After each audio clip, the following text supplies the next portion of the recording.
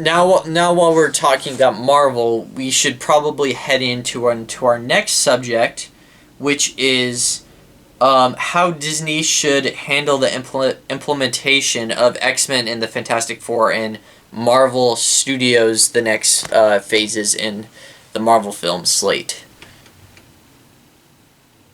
That's an interesting question.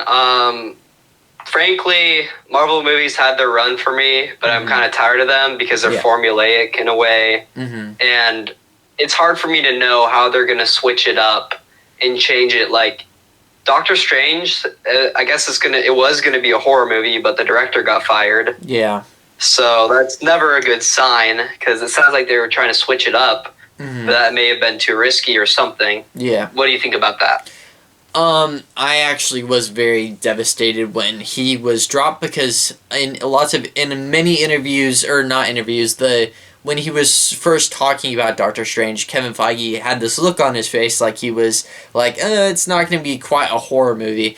But I think the Scott Mendelson, the original director, that's what his main focus was. He wanted to have like a actual gothic horror movie, which I would have loved, because that would work perfectly with Doctor Strange, because there's lots of comic books with Nightmare and all these other iconic villains, Dormammu, and some of them are quite frightening. So I am very sad that we won't be able to see that. But then again, Sam Raimi is a really, really good horror movie director, because I enjoy Spider-Man. I like the Spider-Man trilogy. Well, it's most of it, but he has made some really good horror movies. So I think that if they had to choose another director, I would be perfectly happy with Sam Raimi.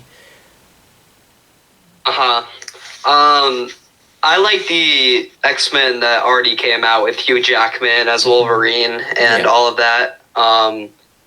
Me too. That's hard, because they need to take it in a different direction than what they've already done, you know?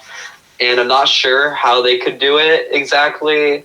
Maybe make it more darker, more comedic, something to change it. What do you think? We already know that, there's rumors going around that they're going to have the Magneto and Professor X is going to be casted, and apparently it's controversial because they're going to be black males, which I don't think is a bad thing, but I think it's perfectly fine if they are, but I just think that, as I've said a lot before, I would like to see more comic book accurate things in movies, because I feel like that's what the main charm is with the movies. And while I do enjoy the subtle references to the comic books, like when Captain America came in Infinity War and he had a beard and stuff, and his star was torn out of his suit and everything, that was a reference to the comic books, which I personally liked. But I know a lot of people didn't really understand that or just went along with it. But I think delving a lot more into the comic books is the one thing that I think needs to happen to go forward, for people to like it a lot more. At least me. Yeah. I feel like with X-Men, they could definitely make a lot of their movies more international based, because it'd be really interesting to see them fighting in like different cities outside of America. I mean, Far From Home I have my problems with, but it was at least cool that they went to different places, like Czech Republic and stuff, opposed to like New York or San Francisco or anything. Yeah. Because I feel like they could do that where X-Men are from all over the world instead of just I think the one they already made, I haven't seen all the films, but I generally know they're all just pretty American and stuff, and they just they go to like Canada and one of them, and then Washington D.C. which and isn't all that jazz. That's not necessarily a bad thing, but I think something different would be good too. So for sure, yeah. And I feel like how they're going to introduce them, they like make a side character in one of the movies a mutant, and somehow mutants start being born. Somehow. I don't really know the comics, but what do you think about that? I've actually been starting to watch the X-Men movies for the first time. So, how I could see them putting the X-Men in there is we could exactly the same way we saw in the X-Men movies, where a lot of the humans on Earth are just starting to their mutant genes are starting to like, I don't know how to say it, like they're coming through, being born and yeah, stuff. because apparently, like, once they go through puberty, then that's when the mutant gene starts kicking in, and then they received all these abilities, or younger even. But and I could see that them doing that, but they could also have another character. But the easiest route I could see from Marvel doing it is putting in another X-Men character, a familiar X-Men character, in a different movie, like you said, um, which is the safest route, which is the most probable route. I feel like that they're gonna take, but having a post-credit scene maybe would be really cool to see. Maybe in the WandaVision show, which I'm really excited for, something happens and she could set off the mutants and make them be able to, I don't know, meet their mutant gene to start. So For sure. Like, I feel like it'd be interesting if I like X-Men a bit more than the Avengers in a sense because I feel like each character is kind of more rebellious. So if they made their first X-Men movie, it'd be interesting to see like them not get along. yeah, And like if they have a mission to go on, some of the characters screw it up or something. It'd be more interesting if they like made the problems more internal, so like within the group, than about like the villain. Like, because we've already seen that a bit with like Loki and Thanos and Ultron and stuff. yeah. Which is also why I think that I'm looking forward to the New Mutants movie because I feel like it's a lot more grounded to like a specific group. Sure. And there's even like that civil problem they have with like the original movies. It's controversial being a mutant and like maybe they're discriminated or something, some political or social aspect that tries to make some sort of statement. Yeah, would be really interesting. I actually thought like what a lot of people think that this is that will be a little bit that was a little bit before its time because we know that it came about during this I think the civil rights era about that time, but I feel like that it could easily be implemented into today. Not because it relates to today, because I feel like it would. I don't think it's that dated.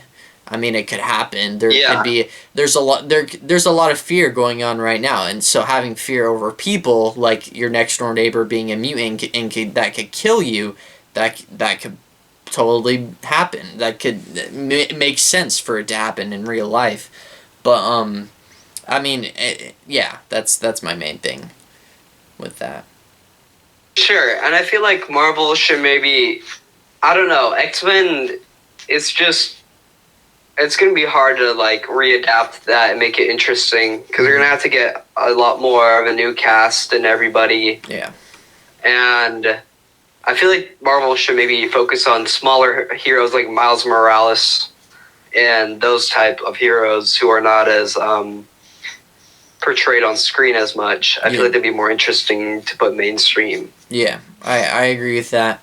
But the one other thing that I have with the Marvel movies is having the Avengers movies. We know that the second movie, they had Ultron, and Ultron was a filler for Thanos because he was a lot of the things that happened in that movie was just to set up Avengers Infinity War with the Infinity Stones and Vision and all that, and I feel like that was a waste of a character. Ultron is such an amazing character in the comic books, and he is the rightfully to be the main villain in the Marvel universe, but I don't feel like he got justice for the character. So I agree. I feel like they definitely could bring back Ultron in some capacity in the future. I'm not sure how they will, but if they could, that'd be pretty cool. Yeah. Maybe like a remnant of his code is still out there or something like that. And for sure, because in one comic storyline, Ultron ends the Avengers pretty much. Yeah. That'd be really interesting to see. I know a lot of people want like Kang the Conqueror and Galactus and to be the big bad, but I think Ultron could be just as a big bad as Thanos because he was all right in Age of Ultron. But he's a little bit more comedic. He's really dark and he kills most of the Avengers, like Thanos does. So I feel like that could perfectly happen. Could happen. Yeah, completely. And it'd be interesting if they like put in a villain network. So in the Spider-Man movies, there's obviously the Sinister Six or something. Yeah. And then they work together with Ultron or something. Yeah. If I feel like the villains could be more interconnected. Oh yeah, than they have been. Yeah, I don't know if you heard about this theory, but the Dark Avengers from the comic books are rumored to. That's one of the rumors out there is that Norman Osborn is gonna set up. So the rumor starts with Spider-Man. He's gonna be in the Captain Marvel sequel, but I don't want that to happen. But that's to another thing. But that's gonna happen, and Norman Osborn is gonna set up the Dark Avengers, which means that the Dark Avengers will be boosted by the government because the government is trying to recover from the snap. What were you saying? Yeah. Oh, the government would be like corrupt or something. Yeah, the government's corrupt and they're trying to set up they got Norman Osborn because Norman Osborn in the comics has like a very friendly face, but deep inside, he's Green Goblin. So him being like them having the Dark Avengers opposing the Avengers, which the Avengers could be outlaws at this point, because in Falcon and the Winter Soldier, we know that Falcon is going to be struggling with the Captain America role because it's going to be taken by the character. I forgot what his name was. The new Captain America, his shield was taken and everything.